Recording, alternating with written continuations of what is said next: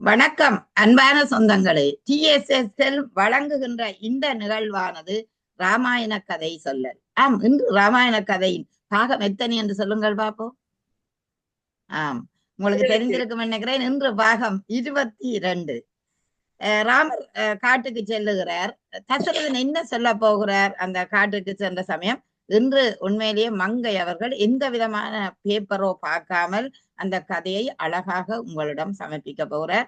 எனவே கேட்டு அவருடைய நிகழ்ச்சிக்கு நீங்கள் கொமெண்டில் அவருக்கு ஒரு வணக்கம் சொல்லி அவரை பாராட்டுங்கள் என்று உங்களை அன்பாக கேட்டுக்கொண்டு இப்பொழுது மங்கை அவர்களை அன்போடு அழைக்கிறேன். வாருங்கள் மங்கை.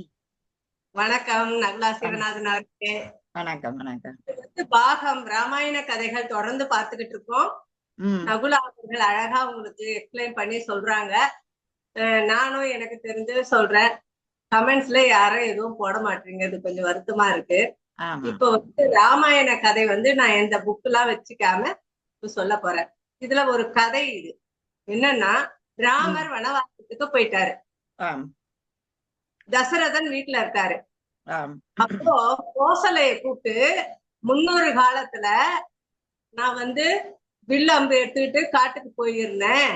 அந்த காட்டு விலங்குகளை வேட்டையாடுறதுக்காக பண்ணும்போது அந்த அம்பு ஓசை எழுப்போம். விலங்குகள் எங்க இருக்கோ அந்த இடத்துல எழுப்போம்.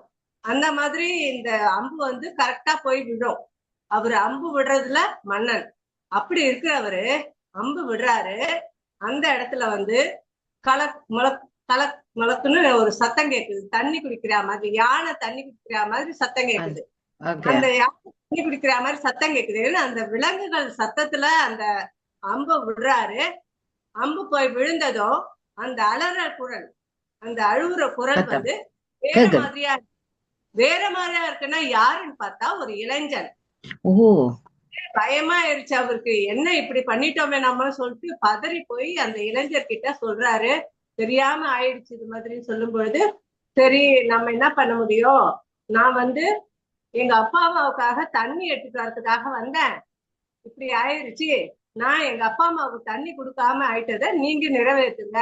நீங்க போய் எங்க அப்பா அம்மாவுக்கு முதல்ல தண்ணி கொடுங்க அப்படின்னு சொல்லிட்டு அப்படியே கை கால்லாம் உதறிட்டு அப்படியே அந்த அம்போட இறந்துடலாம். இறந்ததுக்கு அப்புறம் தசரதன் அவங்க அப்பா அம்மாவை தேடி ஆசிரமத்தை பார்த்து அவங்க அப்பா அம்மாவை கண்டுபிடிச்சு அவங்க கிட்ட தகவல் சொல்லான்னு போறாரு. உள்ள நுழைஞ்சதும், மகனே ஏன் இவ்வளவு நேரம், எங்க தாகத்தோட இருக்கிறோம் இல்லையா, ஏன் இவ்வளவு நேரம்னு சொல்லும் பொழுது, உங்கள் மகன் வரல, இந்த நாட்டினுடைய அரசன் நானு, தெரியாம இந்த தவறு நடந்துருச்சு, நான் விலங்குன்னு நினைச்சு அம்பு விட்டேன், உங்களுடைய மகன் இது மாதிரி இறந்துட்டான்னு சொல்லும் பொழுது, அப்படியான்னு சொல்லிட்டு அவங்க எதுவுமே திட்டல. அந்த தசரதனை எதுவுமே அவங்க அப்பா அம்மா எதுவுமே திட்டாம சரின்னு அவரு வாங்கன்னு நான் என் மகனை பாக்கணும்னு சொல்லும் போது மகனை கூட்டிட்டு, அப்பா அம்மா கூட்டிட்டு மகனை கூப்பிட்டு போறாங்க. அந்த மகன் பார்த்துட்டு அப்படி அழுகுறாங்க, கட்டி புரண்டு அழுகுறாங்க. மகனே இப்படி போயிட்டேன்னு சொல்லிட்டு அழுகும்போது அந்த அரசருக்கும் மனசு ரொம்ப கஷ்டமா இருந்துச்சு. நான் உங்களை பாத்துக்கிறேன், நீங்க அழுவாதீங்க, நான் உங்க மகனா இருந்து நான் பாத்துக்கிறேன்னு சொல்லும் பொழுது, அவங்க தாய் தகப்பன் 2 பேருமே, என் மகன் இறந்ததுக்கு அப்புறம் நாங்க இந்த உலகத்துல வாழ்ந்து பிரயோசனம் கிடையாது, நாங்க வாழறதுக்கு விருப்பம் இல்லை அப்படின்னு சொல்லிட்டு தீயில குதிச்சு இறந்துடுறாங்க. அப்பா அம்மா 2 இறந்துடுறாங்க. அப்படி இறக்குற தருவாயில அவங்க சொல்றாங்க ஒரு வார்த்தை, நீ உன்னுடைய கடைசி காலத்துல உன்னுடைய மகனை இழந்து தவிப்பாய். சரி சரி, அப்ப சரியா சொல்றாங்க, நீ இத மாதிரி இழந்து தவிப்பா. அதுதான் ராமரு பிரிஞ்சு தசரதை வாழறதுக்கு உண்டான ஒரு அறிகுறி. அந்த சாபம் மாதிரி அந்த சாபம் தான் பின்னால இவர காட்டுக்கு போக வழிவகுத்ததால சாபமா இல்லாம அப்படியே சொல்லிட்டு இறந்துட்டாங்க. இவரு காட்டுக்கு போயிடுறாரு தசரதர். இத சொல்லிட்டு தசரதர் கொஞ்ச நேரத்துக்கெல்லாம் போயிட்டு முடிச்சுட்டு போய் படுக்கிறாரு. ராமா ராமா ராமான்னு சொல்றாரு. அப்படியே இறந்துடுறாரு. அப்படியே தசரதன் இறக்குறாரு. என்ன இறந்துடுறாரு தசரதன், இறந்துடுறாரு. கிட்ட இந்த கதையை சொல்லிட்டு இறந்துடுறாரு. இதுதான் இந்த பாகத்தினுடைய கதை. மிக சோகமான ஒரு கதையாக இருக்கிறது. ஏனென்றால் தசரதன் காட்டுக்கு போன ராமன் இப்படி காடு ஆண்டு மீண்டும் அவன் நாட்டுக்கு வர வேணும் என்று எதிர்பார்த்து தன் மகனை காத்திருந்தான். அதே நேரம் இந்த காட்டுக்கு போனால் என்ன நடக்கும் என்றதை அவர் தான் அப்படி ஒருவரை காட்டுக்கு வேட்டையாடும் போது இன்னொரு இளைஞனை கொன்று விட்டேனே, அப்படித்தான் இவனும் கஷ்டப்பட போகிறான் என்று நினைத்து கொண்டுதான் அவர் காட்டு நோக்கி போய்கொண்டிருப்பார்.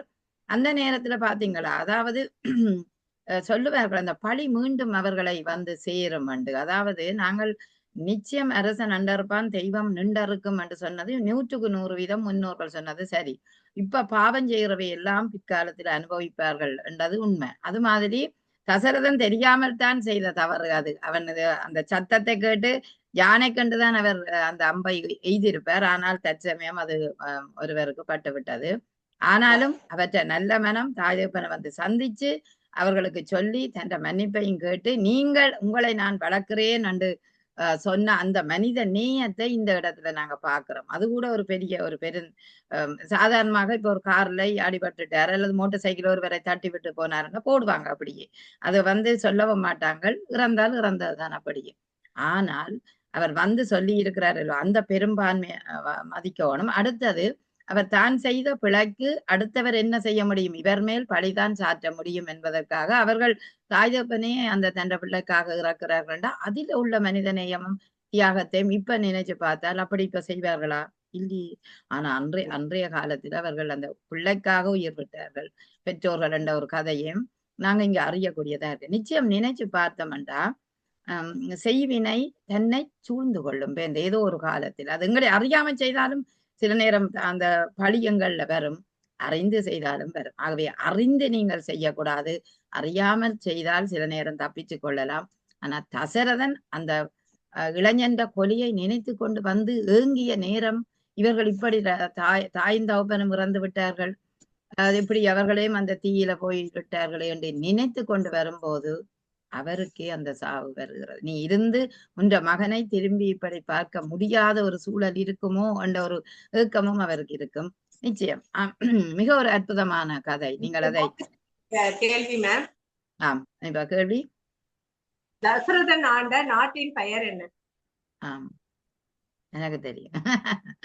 ஆம், நிச்சயம் நீங்கள் இந்த கேள்விக்கு பதிலை அழியுங்க. கேட்காதவர்கள் இன்றைக்கு இந்த பாகத்தையாவது கேளுங்கோ. எவ்வளவோ கஷ்டப்பட்டு ஒரு இஷ்டப்பட்டு அதே நேரம் அதை சொல்ல வேணும் மக்கள் மத்தியில இருந்து வர்ற ஒருவருக்கு நீங்க கட்டாம கொடுக்குற மதிப்பு அதுவாகத்தான் இருக்கும்.